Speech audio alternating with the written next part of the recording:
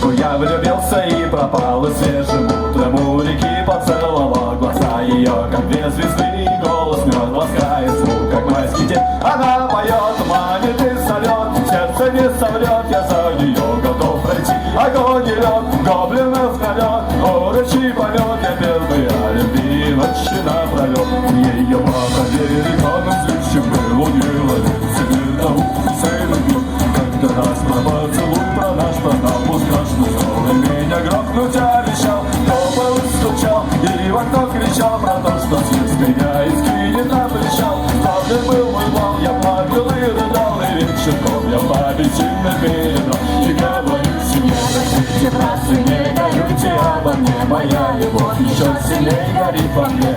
Обнял мать, обнял отца, собрался снять любовь свою за руку взял. Бегу бежать прямо через пять, за овраги брать, куда идет раскинуться через сквозь холмы. Так бежали мы, прямо тут за ними, далеко не прыгали вверх и прыгали.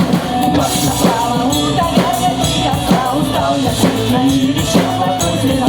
Один бокал я, может, выпил и все вино. Как пролилось, я все забыл, девушка любил, химика напил глаза, закрыли силу, ушел я там чуть-чуть. Я дорога тут, позабыл высоты после, ты просвечил такую боль.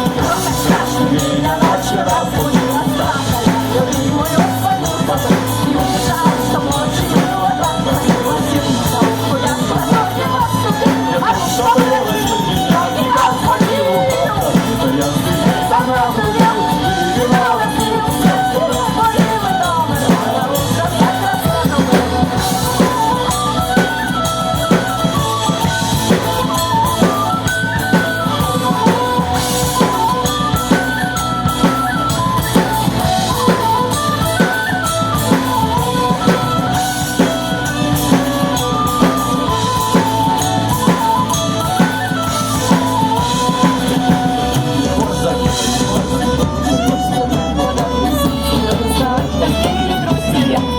Я тогда остался и пропал, ведь берега за нами так и не бежал. Он мне все набрал, дочь мне отдал, беги себя достойнее чудо, я